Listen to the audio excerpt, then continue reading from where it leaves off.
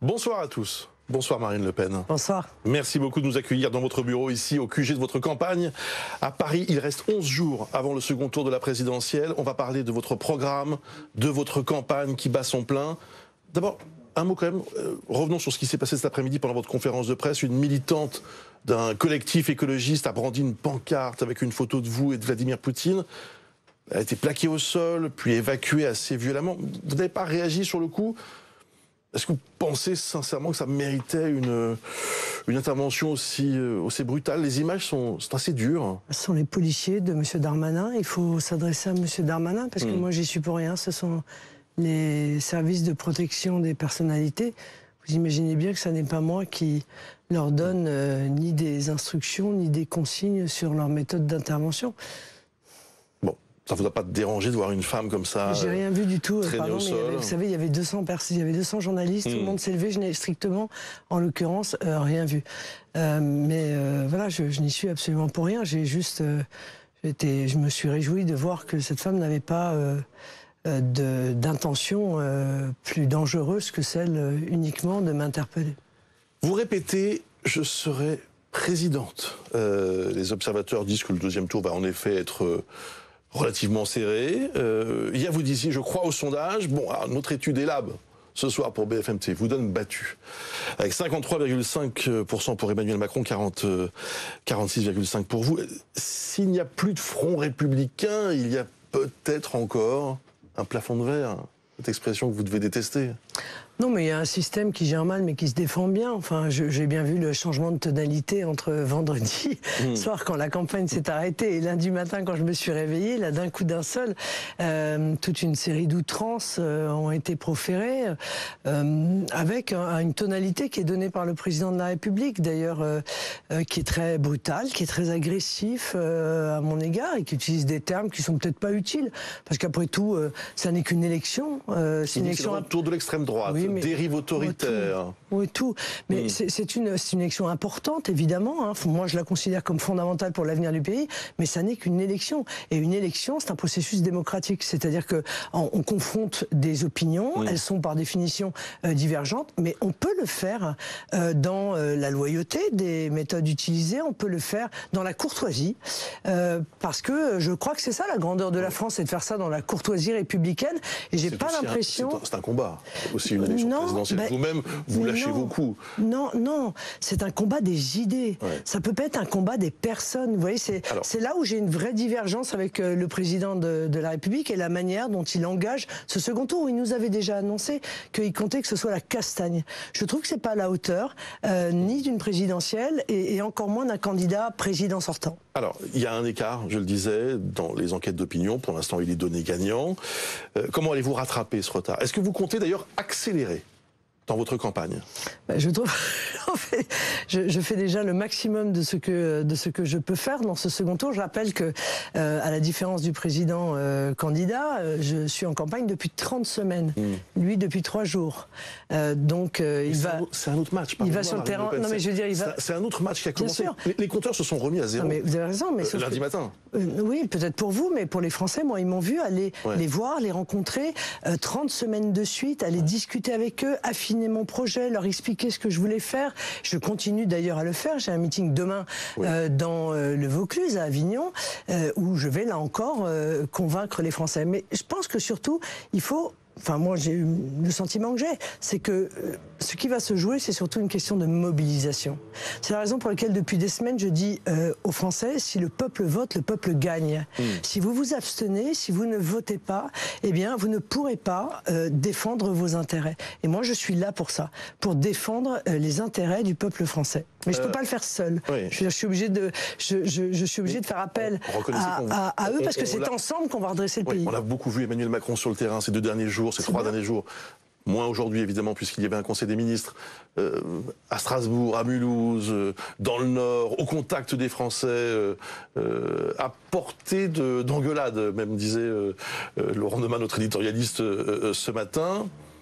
Vous êtes dans un autre rythme.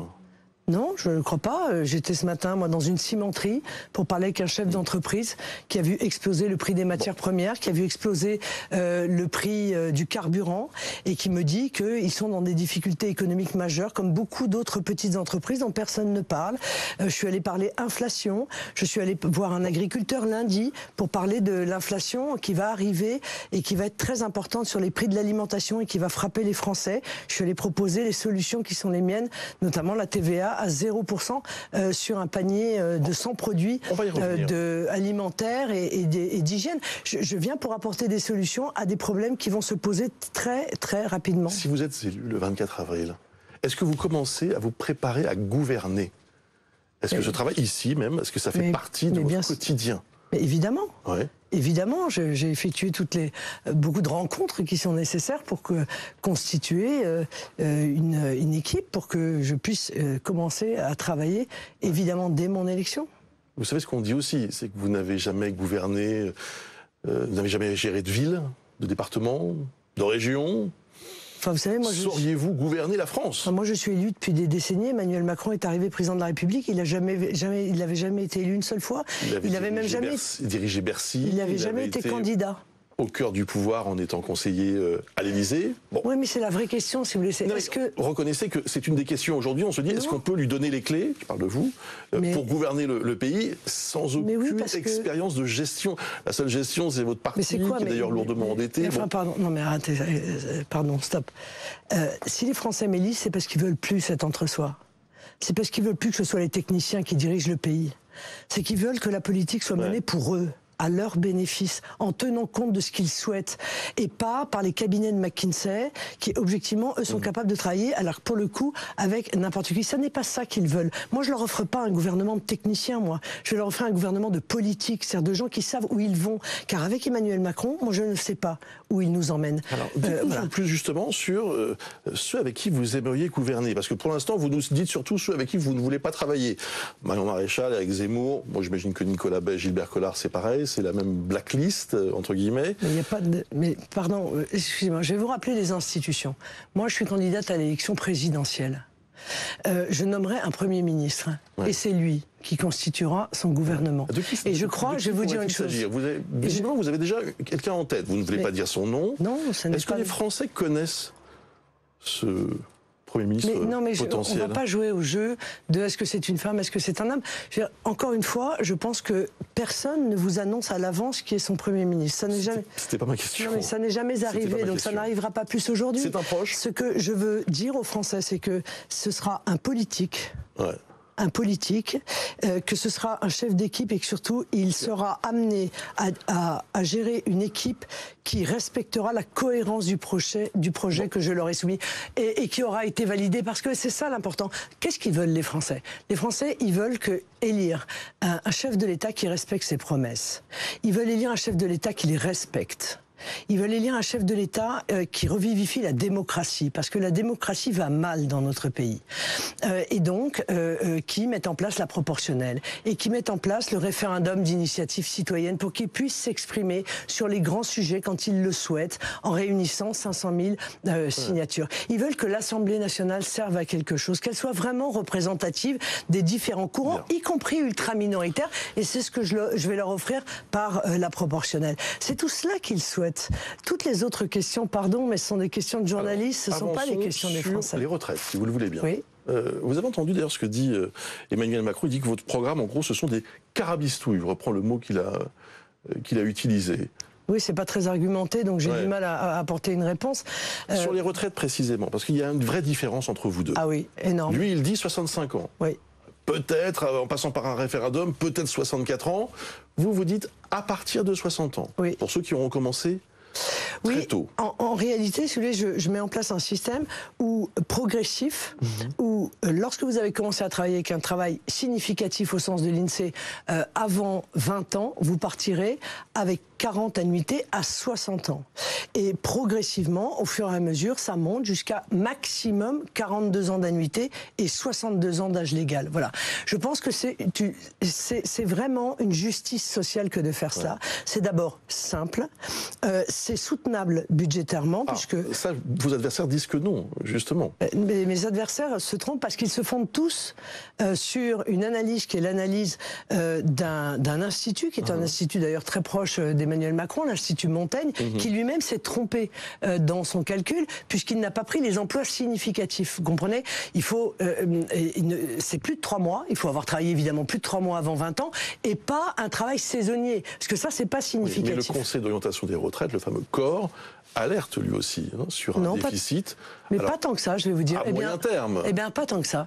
Parce qu'en réalité, le Conseil d'orientation des retraites, il dit que la retraite, à partir de 2030, là, il y a une petite hausse par rapport, évidemment, à l'âge de ceux qui arrivent à la retraite, mais à partir de 2030, c'est-à-dire demain matin, la réalité, eh bien, on retrouvera un niveau parfaitement soutenable et classique de la part du pourcentage du PIB qui est consacré aux retraites. Donc c'est pas vrai, tous les discours catastrophistes qui sont développés en France ne sont pas fondés sur les prévisions du Conseil d'orientation des retraites. Regardons peut-être juste alors nos voisins.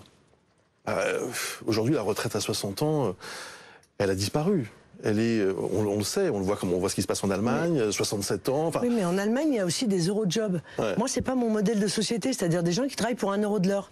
Je veux dire, ça n'est pas mon modèle de société. Encore une fois, c'est un choix de société que je propose aux Français, moi. Et c'est vrai que la retraite entre 60 ans, en fonction de l'âge où on a commencé, étant entendu que plus on a commencé tôt, plus on fait des métiers durs, et donc plus il faut partir tôt. Entre 60 et 62 ans, c'est un choix de société. C'est le choix de dire... Pardonnez-moi, c'est peut-être aussi ce que les gens ont envie d'entendre. Mais non. Et envie de croire. Mais pas du tout.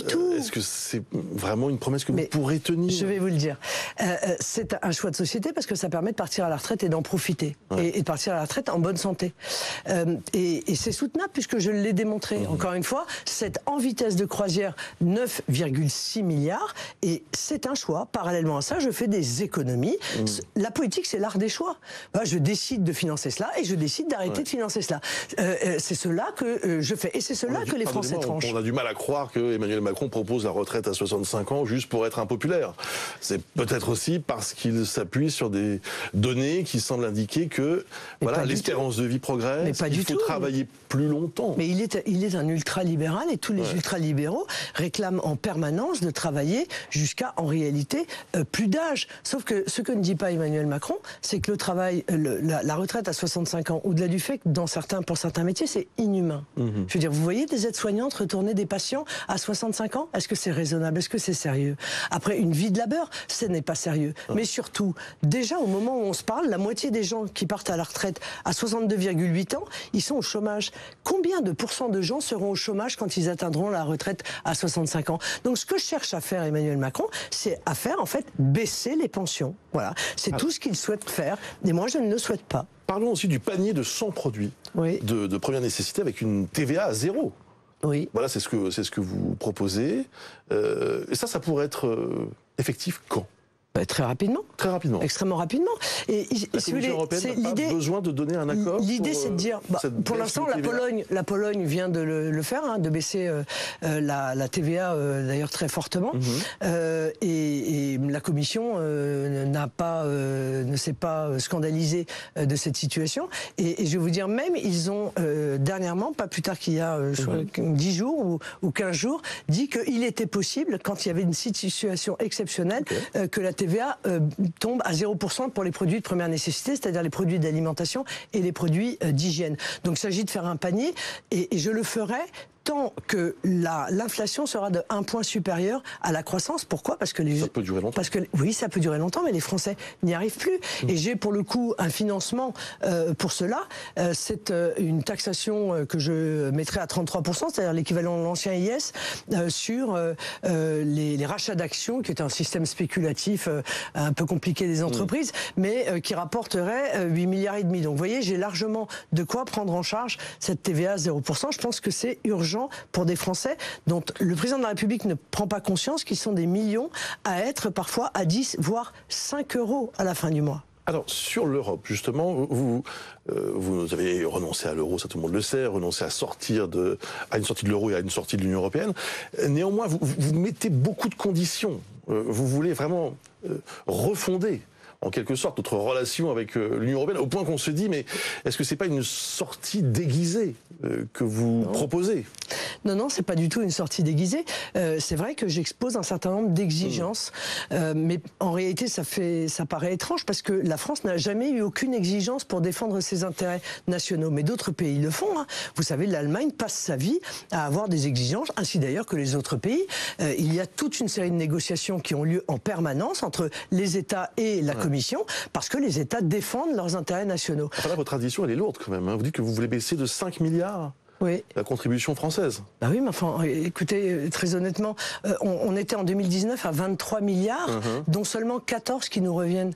Je veux dire, on a une contribution nette qui a été multipliée par 50% sous Emmanuel Macron. Ça fait quand même beaucoup quand on sait qu'on est en difficulté, qu'Emmanuel Macron a créé 600 milliards de dettes supplémentaires. Donc, est-ce qu'on peut pas dire à la Commission, est-ce que vous êtes gentil, vous êtes gentil, est-ce que vous pourriez vous-même faire des économies?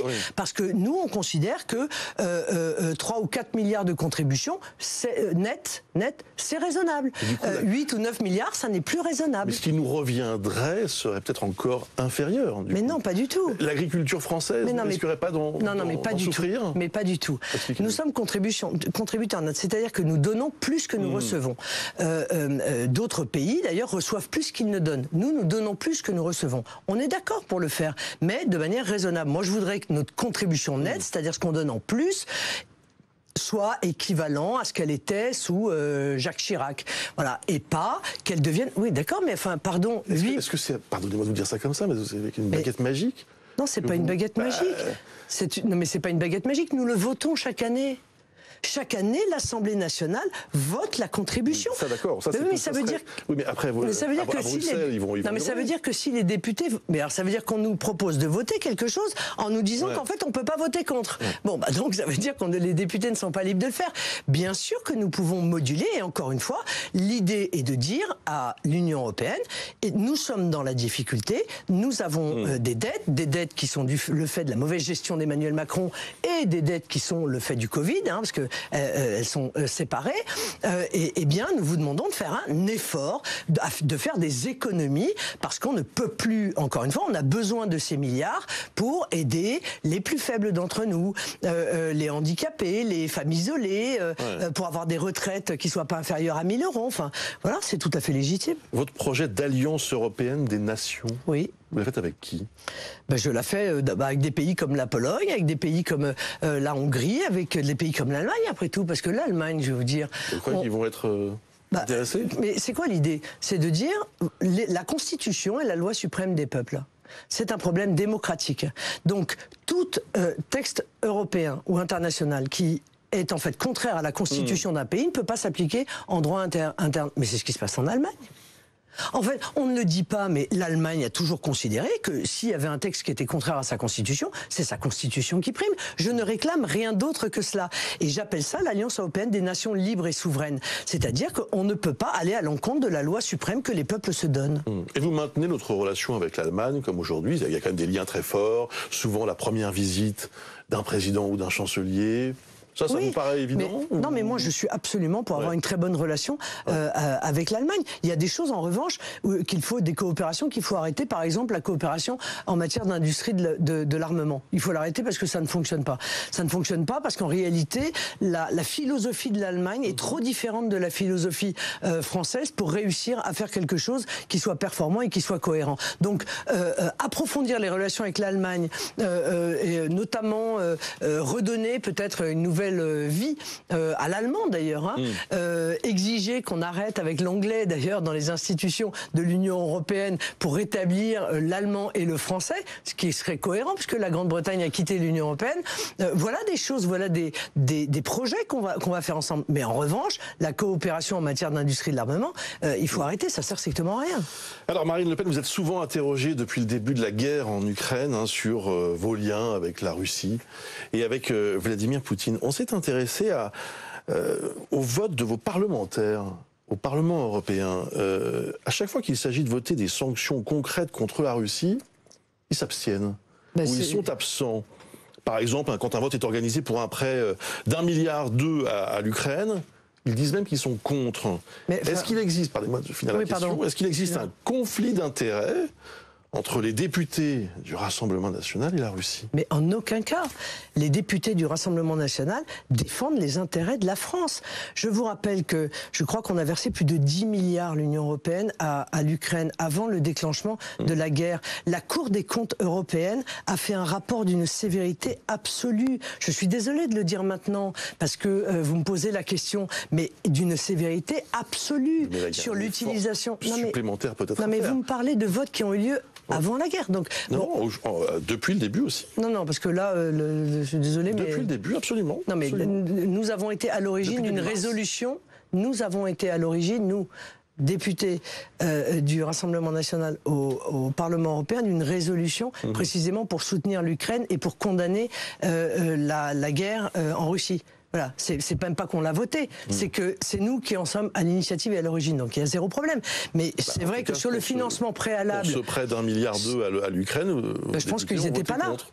Ils ont voté contre, c'est encore autre chose. C'est le problème, encore une fois, de la Cour des comptes européenne.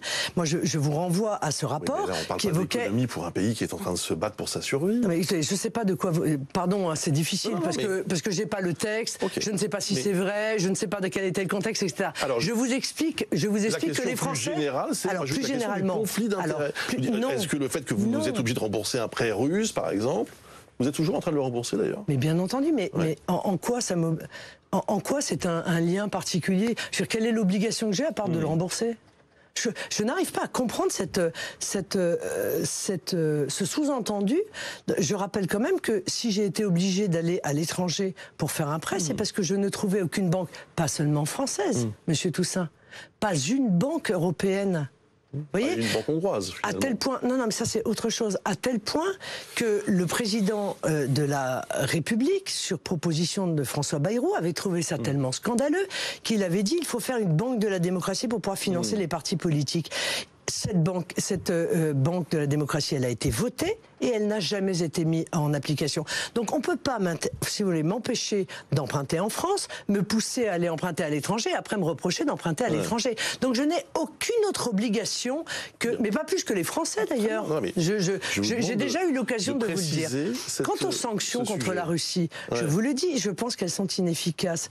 Les sanctions ont été décidées en 2014, elles ont ruiné une partie de nos filières agricoles, et elles n'ont eu aucun impact en réalité sur l'économie russe. Les seuls impacts qu'elles ont eu, c'est sur l'économie française. Donc quand c'est pas bon pour la France, quand c'est pas dans l'intérêt de la France, et en plus quand c'est inefficace, oui, bien sûr, on défend les Français et on défend les intérêts de la France. C'est normal, on a été élus pour ça.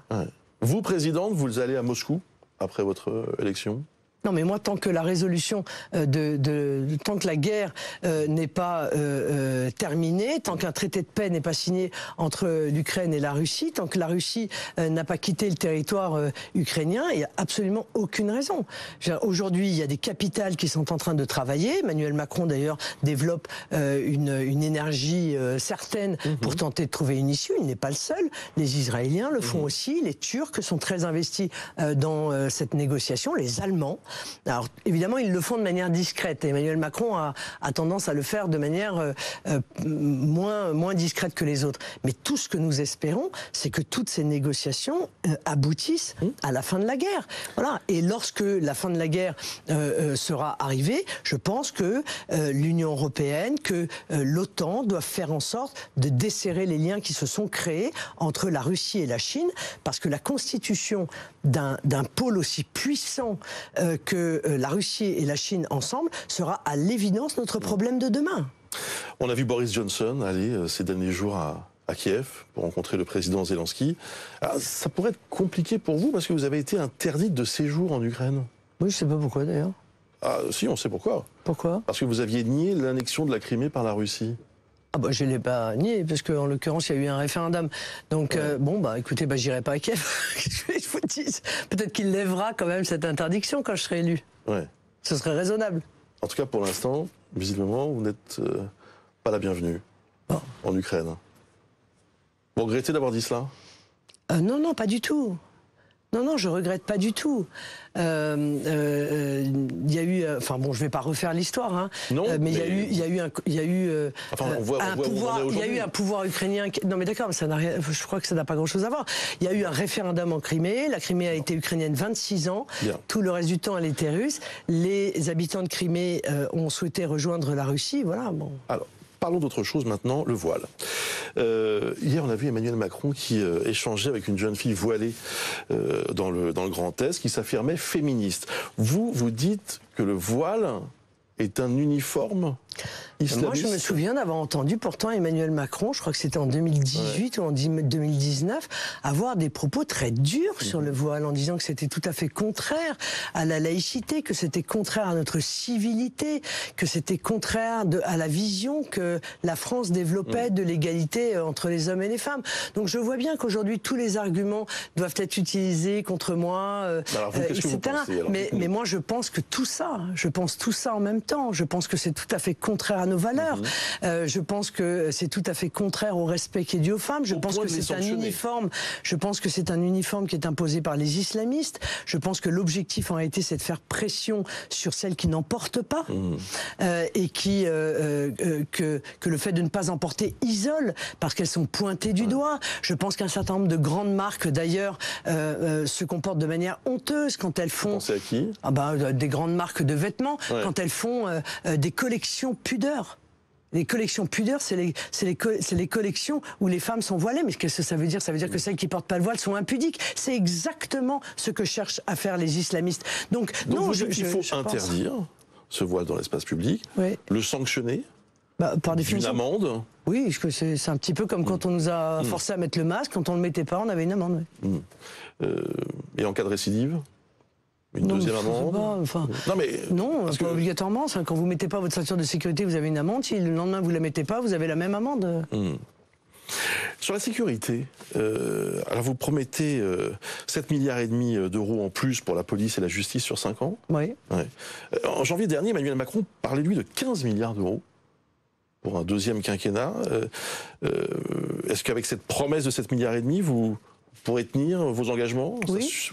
Oui, parce que vous savez, il y a l'argent que l'on peut investir dans la police et la justice, mais en réalité, c'est tout ce qu'il y a autour qui est surtout fondamental. Parce que les policiers vous le disent, d'ailleurs, c'est pas tant un problème de moyens, c'est un problème de soutien.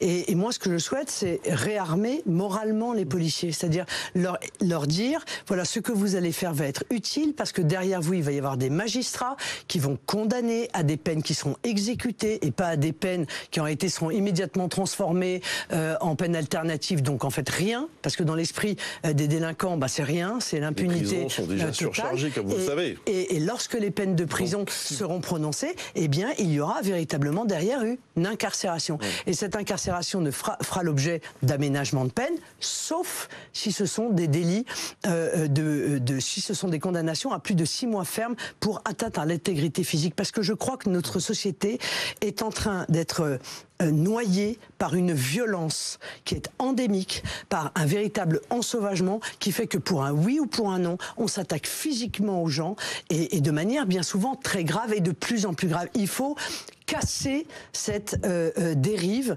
terrible qui est l'absence de respect de l'intégrité physique des autres. C'est très important. L'incarcération, et je vous le disais, vous le savez, les prisons sont déjà surpeuplées. Oui, mais d'abord... Vous mettez encore plus de prisonniers dans ces prisons ? Oui, enfin, je vais en construire. En construire. Mais ça, c'est du long terme. Oui, pas obligatoirement. Parce que en réalité, d'abord, je vais renvoyer dans leur pays d'origine les délinquants et les criminels étrangers, ce qui évitera qu'ils reviennent en prison, parce que bien souvent, vous savez, une partie importante des délinquants sont des multirécidivistes. Ils viennent 1 fois, 2 fois, 3 fois, 4 fois. Donc déjà ça, on en limitera les conséquences. Et deuxièmement, je pense qu'on peut développer assez rapidement toute une série d'établissements qui ne soient pas des établissements de haute sécurité, mais que l'on puisse réserver à notamment des primo-délinquants, à des courtes peines. Et une courte peine, on la gère pas de la même manière. Une peine de 8 jours, par exemple, c'est ce que font les Pays-Bas. Si vous voulez. Les Pays-Bas, ils ont pris exactement la philosophie inverse de la nôtre. Nous, vous prenez 1 an de prison ferme, vous êtes sûr que vous irez jamais en prison. Parce qu'à moins d'1 an de prison ferme, eh bien, vous n'allez pas en prison. Croyez-moi, pour avoir été avocat, pour prendre 1 an de prison ferme, il faut déjà en avoir fait beaucoup. Eh bien, les Pays-Bas font l'inverse. Ils disent, nous, on préfère condamner à des courtes peines, mais qui sont exécutées, plutôt qu'à des peines qui sont plus longues, mais qui ne le sont jamais. Voilà. Parce que on considère, disent-ils, que la peine qui est lourde, mais qui n'est jamais effectuée, est en réalité une hormone de croissance de la délinquance parce que elle contribue au sentiment d'impunité des délinquants. Donc c'est un choix. Donc vous voyez que on a des casernes, on a des hôpitaux. Eh bien, on peut parfaitement transformer assez facilement ces structures en structures qui ne sont pas nécessairement surveillées comme l'est une véritable prison. Parce que quel est l'intérêt de s'enfuir quand on a pris 8 jours de prison alors qu'on risque en s'enfuyant de voir cette peine quadruplée ou quintuplée, ça n'a pas de sens. On a dévoilé hier, c'était sur BFM TV d'ailleurs, votre nouvelle affiche de campagne pour cette entre-deux-tours. Alors c'est très épuré, hein. Il y a un slogan. Et vous, certains ont dit c'est le grand effacement, pour faire un bon mot. Vous assumez, vous, le fait qu'il n'y a pas votre nom, il n'y a même pas votre prénom. Je parle même pas du Rassemblement National qui... Il n'y avait pas non plus sur la première, mais ça n'avait pas eu l'air de choquer personne. Je crois que je bénéficie, si vous voulez, d'un taux de notoriété qui me permet peut-être de ne pas mettre ce nom. Et puis, c'était une volonté aussi qu'il n'y ait uniquement ce slogan pour tous les Français. Parce que c'est ça, en réalité, ce que je veux faire. Toute la politique que je veux mettre en œuvre, c'est pour tous les Français. Et tous les Français, c'est tous les Français. C'est-à-dire, c'est tous les Français, quelle que soit leur origine, quelle que soit leur religion, quel que soit l'endroit où ils vivent. Parce que aujourd'hui, la politique qui est menée, elle est menée bien souvent pour les grandes métropoles. Et l'intégralité de la ruralité a un sentiment d'abandon qui est justifié. Donc, pour tous les Français, c'est l'ensemble du peuple français qui bénéficiera de la politique que je veux mener. Ça, c'est le message du slogan. Pour le reste, ce que je l'appelais le grand effacement, c'est une façon peut-être aussi de gommer tout ce qui a pu jusqu'ici vous empêcher. Je comprends pas. Vous croyez que les gens savent, les gens ne savent pas que je suis Marine Le Pen sur mon affiche? Ils se disent, tiens, qui est cette blonde qui se présente? Non, mais je pense que tout le monde le sait. Donc, voilà, c'est un moyen de mettre, encore une fois, en exergue quel est l'objectif que je poursuis. Ouais. Quand je vous entends parler, par exemple, des journalistes de quotidien, je me dis, mais en fait, elle n'a pas changé, c'est toujours la même. Moi, je pensais qu'il y avait une nouvelle Marine Le Pen. Depuis quelques mois. Et puis là, sur cette question des journalistes... Vous savez, ça fait 7 ans. Ça fait 7 ans que j'ai dit, quotidien n'est pas... Mais c'était une erreur, pardonnez-moi de vous couper, mais c'était une erreur de dire cela, ou c'était voulu? Mais de dire quoi? Mais pas du tout. Qu'est-ce qui est extraordinaire? Donc vous assumez d'avoir tenu ces propos. Écoutez, quotidien me suit dans tous mes déplacements, etc. Mais en l'espèce, je ne l'accrédite pas dans mes conférences de presse, dans mon QG, pour une raison simple, c'est que je considère que ce ne sont pas des journalistes. Je considère que c'est une émission qui est une émission de divertissement. Et je ne suis pas la seule. Mais c'est vrai, mais je suis pas la seule. Vous dire après tout, bien sûr. Allez. Mais je suis pas la seule. Je vais vous dire, puisque le syndicat national des journalistes, qui est pas particulièrement proche de moi, avait refusé leur carte de presse aux journalistes de quotidien il y a 10 ans. À l'époque, c'était le Petit Journal. Et M. Barthès, d'ailleurs, n'a pas sa carte de presse. Le débat. Est-ce que c'est là que tout va se jouer, d'ailleurs, selon vous? Le grand débat télévisé qui est prévu mercredi prochain? C'est un moment important, mais une élection ne se joue pas uniquement sur un débat, elle se joue sur l'intégralité de la campagne, elle se joue sur le projet, elle se joue sur la personnalité. C'est un moment où les Français se retrouvent. Bien sûr, c'est 15 millions de téléspectateurs. Bien sûr, c'est important. La dernière fois, c'est un moment de vérité. Je ne sais pas si c'est un moment de vérité, mais c'est un moment qui n'a pas été particulièrement réussi pour moi.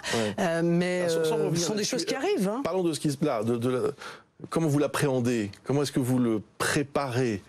Est-ce qu'il n'y a pas une espèce de syndrome post-traumatique compte tenu de ce qui s'est produit il y a 5 ans? Non, absolument pas. Non, je l'aborde très sereinement. C'est encore une fois, si tant est, et je le souhaite, que le président de la République reste poli et mesuré. Je suis pas sûr que c'est le choix qui a été fait par le gouvernement. J'ai lu là que M. Darmanin avait dit avec Marine Le Pen, tous les pauvres vont peut-être mourir. Vous voyez, tout dans la modération, quoi. Donc, je pense que si chacun retrouve un peu sa raison, parce que moi je voudrais faire avec Jordan Bardella sur BFM TV à 21h, il reviendra sûrement sur permettez-moi d'appeler tout le monde. Permettez-moi d'appeler tout le monde à la raison. Voilà, il faut redevenir raisonnable. Encore une fois, c'est un débat. Redevenons raisonnables. Il y a une stratégie. On prépare cela en se disant comment est-ce qu'on... Non, on prépare cela en se disant il faut qu'un maximum de Français sachent ce que je leur propose. Quelle est la philosophie de mon projet? Quelles sont les mesures précises que je veux mettre en œuvre? Pourquoi je veux les mettre en œuvre? Pourquoi je veux, encore une fois, revivifier la démocratie? Pourquoi je veux qu'on redevienne souverain dans un certain nombre de domaines où on a perdu en indépendance et on l'a payé cher dans les différentes crises qui ont séquencé le mandat d'Emmanuel Macron? Le 24 avril, imaginez-vous gagner l'élection présidentielle. 15 jours plus tard, il y a une passation de pouvoir avec Emmanuel Macron. Vous entrez à l'Élysée. Ce jour-là, d'ailleurs, il y a vos proches autour de vous. Je suppose, c'est un peu traditionnel. Votre père? En règle générale, il y a mes proches, donc et je suis la fille de mon père, donc. Vous aimeriez qu'il soit là, éventuellement, ce jour-là? Je pense que bien sûr qu'il souhaiterait être là, évidemment. Bon, et si vous perdez? Et ce sera la volonté du peuple français. Et vous ferez quoi?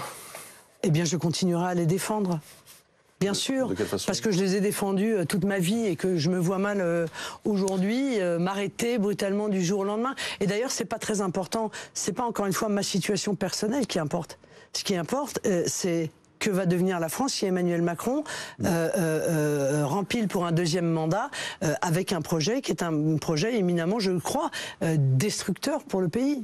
Merci beaucoup. C'est moi qui vous remercie. Merci d'avoir répondu à toutes nos questions et de nous avoir accueillis encore une fois ici dans votre bureau. C'est un plaisir. À votre QG de campagne. Le meeting demain, bien sûr. Demain, exactement.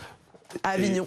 Et à vendredi, vous serez l'invité d'Apolline de Malherbe à partir de 8h30 sur BFM TV et RMC. Ce soir, le débat, Jordan Bardella, Gérald Darmanin avec Maxime Switek et Apolline de Malherbe.